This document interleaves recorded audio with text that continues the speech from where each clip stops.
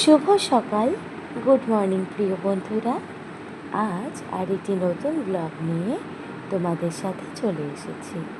তোমরা সবাই আছো কেমন? ভালো তো? আমিও বেশ ভালো আছি। চলো তাহলে আজকে আমার ব্লগটি তোমাদের সাথে শেয়ার করি। আমার গুল্লু সোনাটা সকাল সকাল ঘুম থেকে উঠে মনের আনন্দে আঙুল চুষতে চুষতে দিদিকে দেখছে আর খেলা করছে।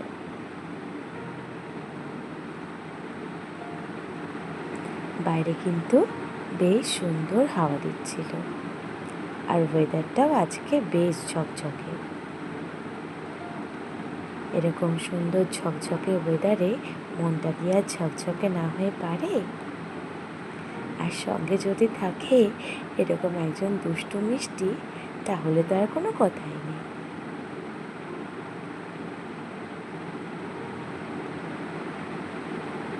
সারাদিন ধরে দিদিয়াকে ফলো করছে, আর দিদিয়ার দুষ্টুমি দেখে খিলখিল করে হেসে যাচ্ছে।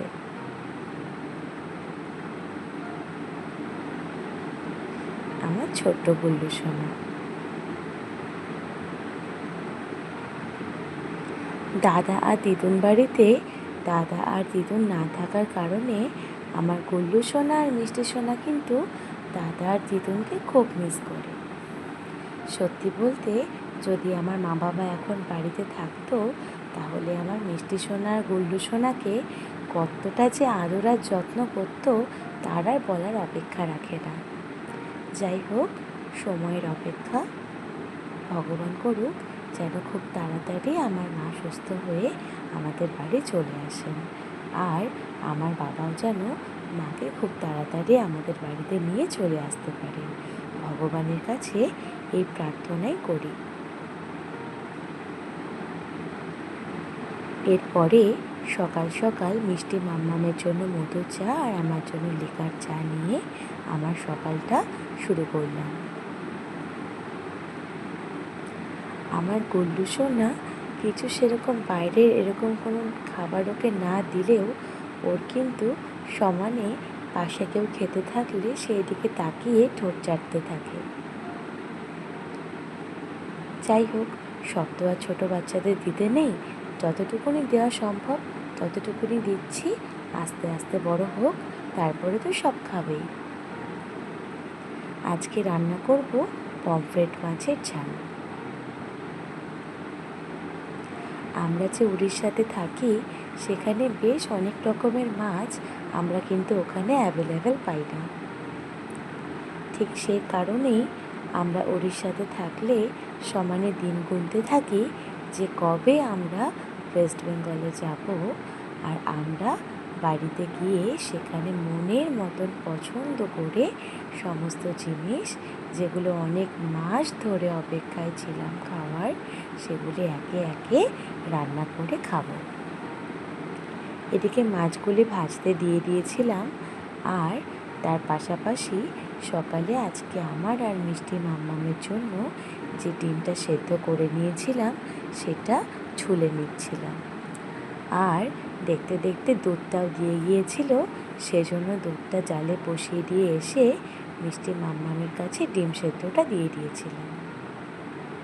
আর আমার গুল্লু সোনাকে দেখেছো, একা রয়েছে বলে কান্নাকাটি করছিল। কী করব বলো, বাড়ির কাজও তো করতে হবে, তাই না? তার ফাঁকে ফাঁকেই আবার দৌড়ে দৌড়ে গিয়ে গুল্লু সোনার মান ভাঙানো, আর কি।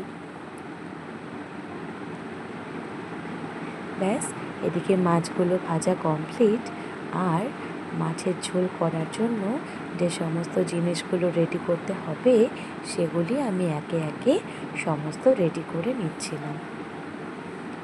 এদিকে পেঁয়াজটা কুচিয়ে নিচ্ছিলাম, আর ওইদিকে দুরকম কড়াতে দুরকম রান্নার জন্য প্রিপারেশন স্টার্ট হয়ে গিয়েছিল। একদিকে গরম তেলের মধ্যে জিরে ফোড়ন দিয়ে দিয়েছিলাম কুচনো পেঁয়াজ, আর আরেকদিকে অল্প করে সর্ষে দিয়ে পমফ্রেট মাছ করব বলে তেলের মধ্যে কালো জিরে ফোড়ন দিয়ে কুচনো টমেটো দিয়ে দিয়েছিলাম। দুটো কড়াতেই কুচনো টমেটো দিয়েছিলাম, আর দুদিকেই সমান তালে রান্না চলছিল। এবার পমফ্রেট মাছের যে ঝাল হবে তার মধ্যে একে একে জিরে গুঁড়ো, ধনে গুঁড়ো, তারপরে দিয়ে দিয়েছিলাম লবণ আর দিয়েছিলাম সামান্য হলুদ। ব্যাস, তার মধ্যে দিয়ে দিয়েছিলাম কটা গোটা কাঁচা লঙ্কা। আর এদিকে আমার গুল্লু সোনা কান্না করছিল বলে গুল্লু সোনাকে কোলে নিয়েই আমি আমাদের যে ভাত রান্না হবে তার চালটা ধুয়ে নিচ্ছিলাম। আর আরেকদিকে সর্ষে দিয়ে যে পমফ্রেট মাছ হবে তার সর্ষেটা তেলের মধ্যে দিয়ে সামান্য নাড়িয়ে নিয়ে তার মধ্যে হালকা উষ্ণ গরম জল দিয়ে জলটা ফুটে এলে দিয়ে দিয়েছিলাম ভেজে রাখা মাছগুলো। আর তার পাশাপাশি আমার গুল্লু সোনার জন্য দিয়ে দিয়েছিলাম পটল। আজকে আমার গুল্লু সোনাকে পটল সেদ্ধ দিয়ে পিউরি করে তার মধ্যে অল্প ভাত দিয়ে পিউরি করে সেটা খাওয়াবো। দেখতে দেখতে গুল্লু সোনার মিষ্টি সোনার দাদা এসে গুল্লু আর মিষ্টি সোনার জন্য দিয়ে গিয়েছিল আম আর আঙুর। ব্যাস, সেটাকে ভালো করে ফ্রিজে রেখে দিয়েছিলাম। আর আরেকটা সুন্দর জিনিস দেখো, দেখেছো ছোট্ট টগর গাছে কত সুন্দর ফুল ফুটেছে। আমার এই বড় মারও কিন্তু গাছ লাগানোর ভীষণ শখ। আর ছোট্ট ছোট্ট টবে আস্তে আস্তে যত্ন করে কত সুন্দর যে ফুল ফোটায় তা আমার আর বলার অপেক্ষা রাখে না। আর সত্যি ফুল দেখতে কার না ভালো লাগে, সুন্দর ফুল দেখলে মনটা আপনা আপনি ভালো হয়ে যায়। এই হচ্ছে এক ঝলকে আমাদের বাড়ির বাইরের লোক। এরপরে একদিন একটা নতুন ব্লগে তোমাদের সবার সাথে আমি আমাদের হোম ট্যুরটা শেয়ার করব। আচ্ছা, এই ছোট্ট কিউট হামালদিস্তাটি তোমাদের কেমন লাগছে আমাকে জানিও, ঠিক আছে? একে একে ঘরের সমস্ত কাজ টুকটুক করে সেরে নিতে হবে তো, না হলে তো দেখতে দেখতে বেলা চলে যাবে, তাই না? ঠিক সেই কারণেই দৌড়ে দৌড়ে ঘরের সমস্ত কাজ একে একে সেরে নিচ্ছিলাম। এখন প্রত্যেকটা ঘর সুন্দর করে ঝাড় দিয়ে নিচ্ছিলাম। ব্যাস, ঘর ঝাড় দেওয়া কমপ্লিট। এরপরে ঠাকুর ঘরে চলে এসে এই ছোট্ট ছোট্ট কৌটোর মধ্যে ঠাকুর ঘরের যে সমস্ত প্রয়োজনীয় জিনিস সেগুলো সুন্দর করে রেখে দিয়েছিলাম। আর বেশ কিছু জিনিস কিন্তু ঠাকুর ঘরের জন্য আমি আমাদের নিচের যে জেঠু আছে তাকে আনতে দিয়েছিলাম। ব্যাস, আর এখন যে জিনিসটি দেখতে পাচ্ছ এটা কি বলো তো? এটা হচ্ছে এই গ্যাস সিলিন্ডারের কভার।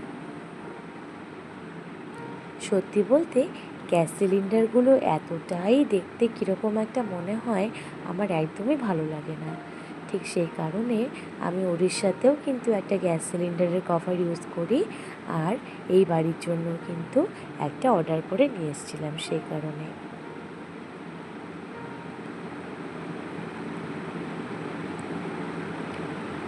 এরপরে স্নান করে এসে গিয়ে কোন জামাটা পরবো সেটা ঠিকঠাক করে রেডি করে চলে গিয়েছিলাম স্নান করতে। স্নান সেরে এসে গুল্লু সোনাকে নিচে বড় মার কাছে দিয়ে এসে আমি পুজো করতে বসে পড়েছিলাম। একে একে যে সমস্ত প্রয়োজনীয় জিনিসগুলো ঠাকুর পুজোর জন্য প্রয়োজন সেগুলি সমস্ত কৌটোর মধ্যে সুন্দর করে ভরে নিচ্ছিলাম। ঠাকুরকে আসলে রোজ রোজ তো একই ধরনের প্রসাদ দিতে ভালো লাগে না, সেই জন্য ঘুরিয়ে ফিরিয়ে ঠাকুরকে প্রসাদ দিলে আমাদের ঠাকুরেরও যেমন ভালো লাগবে আর আমাদেরও পুজো দিতে কিন্তু ভালো লাগবে। সেই কারণে একটা কৌটোতে রেখে দিয়েছিলাম গুজিয়া, আরেকটাতে নকুলদানা, আরেকটাতে বাতাসা, আর আরেকটাতে রেখেছিলাম ছোট্ট ছোট্ট কাটা মিছরি। এরকম করে একে একে এক একটা কৌটোতে প্রয়োজনীয় সমস্ত জিনিস থাকলে পুজো দিতে অনেক সুবিধা হয়। ব্যাস, আর খানিকটা কাটা মিছরি রেখে দিয়েছিলাম এই মশলাদানিতে। খাওয়া দাওয়া হয়ে যাওয়ার পরে এরকম করে অল্প সামান্য মৌরি আর কাটা মিছরি দিয়ে খেতে তোমাদের কার কার ভালো লাগে? আমার তো সত্যি বলতে খাওয়ার পরে এই জিনিসটা খেতে ভীষণ ভালো লাগে, বিশেষ করে এই কাটা মিছরিটার জন্য। আর মৌরিটা কিন্তু খাওয়ার পরে খাওয়াও ভীষণ ভালো। আর মৌরিটা খাওয়ার পরে যদি বেশ খানিকটা জল খেয়ে নেওয়া যায় তাহলে কিন্তু সেটা শরীরের পক্ষেও অনেক ভালো।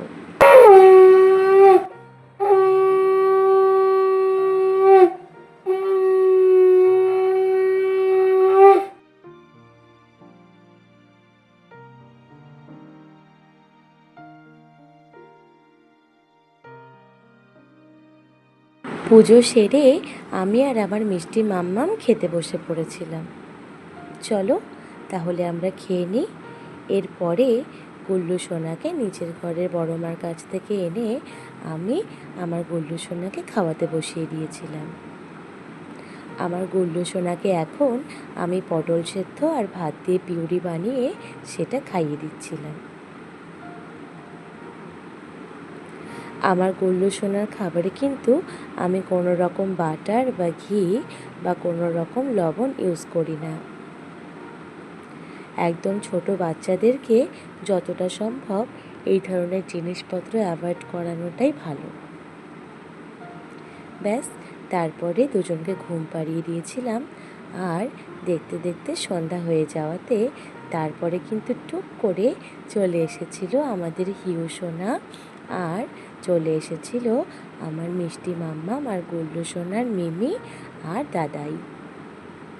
ব্যাস, সবার সাথে তো আমার মিষ্টি সোনা আর গুল্লু সোনা খেলাধুলা করে খুব খুশি।